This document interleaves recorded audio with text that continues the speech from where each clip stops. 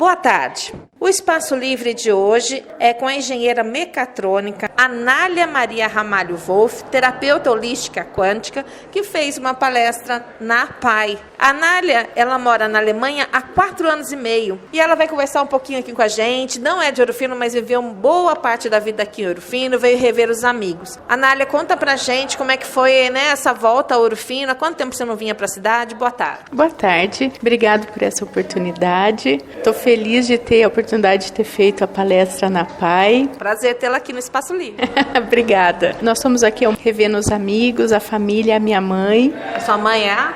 É a Maria Ramalho. Meu pai é o Sebastião, que tinha um posto lá perto da Santa Casa. Aproveitar e mandar um abraço, né, para a dona Maria Ramalho, que está ouvindo a nossa entrevista. Obrigada, ela vai gostar de escutar isso. Já está 4 anos lá na Alemanha? Isso, a gente está há 4 anos e meio na Alemanha, já faz 2 anos que a gente não vinha para o Brasil. Por que você foi para a Alemanha? Meu marido é alemão e nós fomos para lá também por conta da segurança, da educação das crianças, mas a saudade do Brasil, da terrinha, fica, né? Você é natural de Santa Rita do Sapucaí? Isso. E aí você veio para Ouro Fino quando? Eu vim com 7 anos para cá. Meu pai era bancário, o banco fechou, o Banco Nacional, e aí nós viemos para cá, que a família do meu pai também tinha família aqui, e ele começou a trabalhar aqui. Aí você ficou aqui até quando? Até os 18 anos, quando eu fui para Itatiba fazer faculdade. Você fez engenharia mecatrônica. Então, engenharia mecatrônica, a gente fazia na área de robôs. Então, eu trabalhei muitos anos em empresa automotiva, na Valeo, na Taiko e depois na Mercedes-Benz na área de motores. Como que é isso? Sair de uma engenharia mecatrônica e passar para ser uma terapeuta holística quântica? Ah, ótima pergunta. Tudo começou quando meu pai ficou doente. Ele começou a desenvolver uma doença chamada ELA, esclerose lateral amiotrófica. E o diagnóstico foram 6 meses de vida e eu não aceitei esse diagnóstico. Então eu fui procurar outras formas, outras possibilidades. Então eu comecei a fazer curso de Reiki, estudar homeopatia, ter uma técnica alemã chamada Sais de Schussler, e comecei a trabalhar com meu pai, com a minha mãe, comigo, com a minha família, e acabou que ele ficou 17 anos com a gente. Mesmo com essa previsão médica de 6 meses? Então, eu faço parte de um grupo ainda hoje, eu ajudo na área de engenharia, a parte de robô, com uma equipe que estuda essa doença, porque essa doença é degenerativa e normalmente a duração das pessoas com essa doença são de 2 anos. As mais agressivas, 6 meses, mas é raro as pessoas que vivem 17 anos, como meu pai viveu. E aí você passou a ensinar as pessoas também, a passar o que você aprendeu para as pessoas? Isso foi um pouco orgânico, que as pessoas vinham até mim e eu conseguia ajudar de alguma forma essas pessoas. E essas pessoas falavam, não, mas eu também quero continuar a melhorar. E aí elas mesmas começaram a organizar cursos, palestras. E aí comecei, mas mesmo trabalhando como engenheira, né, tempo integral, à noite e finais de semana eu trabalhava como terapeuta holística. Na Alemanha, você é terapeuta holística ou você tem isso agora como tempo integral? Você deixou a mecatrônica? No momento eu não sinto um chamado mais de trabalhar como engenheira. Apesar que esses conhecimentos estão me ajudando a desenvolver alguns mecanismos para trabalhar como terapeuta. Mas na Alemanha eu tenho chama Gewerbe, uma empresa, lá é um pouco diferente daqui, então eu tenho uma empresa e trabalho como terapeuta lá. Você tem quantos pacientes lá? São muitos? Como é que é esse trabalho lá? Ah, são muitos. E o engraçado é que eu ainda não tenho um site, mas não me falta pessoas, porque é do boca a boca. E como é que os alemães receberam isso, né? Uma brasileira, porque o brasileiro, eu acho que ele é mais emotivo, é aquele coração com coração. Eu acho que isso fez toda a diferença, porque eles realmente têm falta disso, né? Eles são mais introspectivos. As pessoas falam que eles são frios, eu não acho isso. Eu acho que por eles terem a história de vidas que eles tiveram, de guerra, de necessidade, de muita falta, aí vem essa dureza. Você trabalhando também com a emoção, mesmo na sua palestra, a gente sabe que a emoção é tudo para poder realizar algo que a gente pensou. Isso. A grande mágica da coisa é você pensar, sentir e agir. Essa é o fundamento da realização, da cocriação que a gente chama. For separado não adianta. Até adianta, mas a potência para aquilo se realizar é menor, porque nós temos duas partes, o consciente, que é as coisas que a gente sabe e a gente tem aqui presente, e o subconsciente, que a gente não lembra, coisas que a gente passou muito cedo na infância e que a gente não lembra mais, coisas que a gente quer apagar e a gente não quer lembrar, e isso é 95%. Então, se você só faz uma força no seu consciente e a sua autossabotagem, as suas crenças limitantes vêm do seu subconsciente. As pessoas às vezes não sabem distinguir, mas explica pra gente, o consciente ele vive dos 5 sentidos. Isso. Nós temos na realidade mais de 33 sentidos hoje, já foram descobertos, catalogados, mas o que a gente estuda na biologia, na escola, são os 5 sentidos, eles são do consciente. O subconsciente é essa parte de intuição, de sensibilidade, essa parte que o olho não vê, mas a gente sente. E para acessar o subconsciente, como que a pessoa faz? Aí tem várias técnicas. Por isso que a gente estuda tanto, porque isso tem que ter muita responsabilidade para lidar com isso. Então, por exemplo, tem técnicas de projeção, regressão, técnicas que trabalham, por exemplo, barra de axis,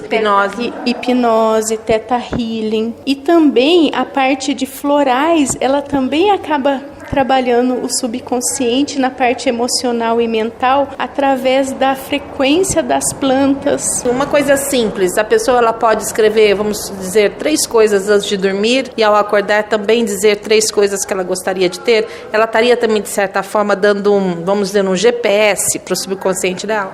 Sim, é muito interessante, porque um pouco antes da gente dormir, a gente dá um comando para o nosso cérebro consciente e inconsciente o que a gente vai passar toda a noite fazendo. Então, se, por exemplo, as pessoas que gostam de fazer regime e dormem com fome, à noite elas vão passar a noite inteira preocupadas em comida. Então, é muito interessante a gente dar um comando para o cérebro sempre na parte positiva. O que você deseja para a sua vida, se você tem um problema, pedir uma solução, uma clareza, um discernimento, pessoas que possam vir para te ajudar, mesmo que você não saiba daquela solução. Monitorar o pensamento, por exemplo, eu pensar naquilo que eu quero e deixar de pensar naquilo que eu não quero, é uma forma da gente combater a nossa sabotagem? Quando a gente foca no que a gente quer, a gente usa toda a nossa energia para realizar exatamente o que a gente quer.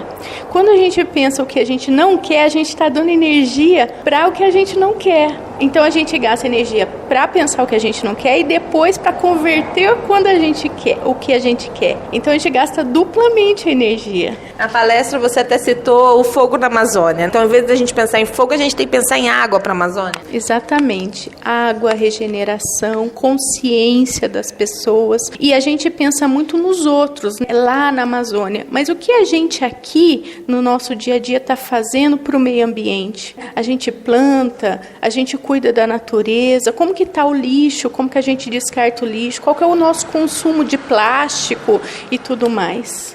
Você precisa focar no que você quer, no que você deseja. E o medo? O medo é uma barreira do ser humano? O medo é da base aonde a gente se bloqueia. A maioria das coisas vem do medo. Tem o medo bom e o medo ruim? Não, só existe o medo ruim. Fala assim, não vou pular desse penhasco porque eu tenho medo. E esse não seria um medo bom? Então, para mim, no meu conhecimento, isso não é medo. Isso é prevenção da sua vida. Então, todos nós, inclusive os animais, a gente previne a vida. A gente quer continuar a viver. Isso, para mim, não é o medo. O medo é aquele que bloqueia, que te paralisa. E isso é o medo. Impede de viver, de certa forma, de mostrar quem você realmente é. exatamente, o seu potencial. Você também falou da água. Até existem algumas experiências em sala de aula que eles colocam o vidro com água e começam a gritar coisas ruins, e para o outro vidro começa a falar coisas boas. E nós somos água. Aí a gente pode sofrer com essas coisas da influência. Nossa, isso mesmo. Na média, a gente é 86% de água no corpo. E a água é o maior condutor universal que a gente tem nesse planeta. Tudo que você nutre o seu corpo, independente de que forma, música, alimentação, pensamentos, sentimentos, lugar, tudo isso está vibrando e está nutrindo a nossa água. Temos um pesquisador chamado Masaru Emoto, e ele dedicou a vida toda dele a estudar sobre a água. Foi ele que fez uma amostra de partículas de água no metrô lá no Japão? Foi ele mesmo. Tem isso no YouTube? Tem, e recomendo para quem tiver vontade de assistir um documentário chamado Quem Somos Nós. E lá ele mostra uma parte desse estudo que ele fez, que é muito interessante. Se uma pessoa na casa dela viver falando, gritando com o seu filho, com a filha, com o pai, com a mãe, só coisas ruins, isso pode alterar e criar uma doença nas pessoas? Isso vai alterar a frequência da água nas células, e a célula vai vibrar naquela energia ruim, então ela não vai ser saudável. A gente não vê na natureza uma flor, uma coisa que tenha essa vibração do ódio, da raiva, do rancor. Sempre quando a gente olha uma coisa qualquer da natureza, sempre se remete a uma paz, uma tranquilidade, um amor, e é isso que o nosso corpo precisa para ser saudável. Outro exemplo que você deu na palestra da APAI, no sábado, dia 24 de agosto, foi do elevador. Conta pra gente. Isso é uma explicação muito interessante. Se a gente pudesse imaginar um ponto zero neutro, para cima desse ponto, um prédio para cima e um prédio para baixo. O prédio para cima seria todas as energias positivas e leves, como amor, gratidão, alegria. E o prédio para baixo desse zero, desse neutro, seria as energias mais densas, mais pesadas, como culpa, raiva, ódio. E nós, como seres que estamos aqui, nós temos acesso a um elevador desse prédio. Quando nós estamos alegres, é a mesma coisa a gente pegar um elevador, subir até a frequência da alegria e ficar lá. E quando a gente está triste, a gente pega o elevador e desce na casa da tristeza. E qual seria a forma para a pessoa evitar descer nessa frequência? Existe alguma recomendação que você pode fazer? Nós estamos aqui para um aprendizado. Sempre estaremos pegando certos elevadores, mas para a gente ter uma vida melhor, mais saudável e feliz, o sugerido é a gente ficar no prédio do zero para cima. Então, o que eu recomendo é as pessoas sempre terem bons pensamentos, perceberem quando elas estão felizes, porque quando a pessoa está feliz é que ela está no caminho certo. Deixar um pouco de lado o que as outras pessoas pensam dela, perceber mais o que é coerente com a essência da pessoa. Orar, rezar, isso também causa uma frequência muito boa, porque é um padrão de gratidão, um padrão de amor, que esse mestre Jesus que veio ensinar, ele veio ensinar exatamente isso, amar você, amar o próximo.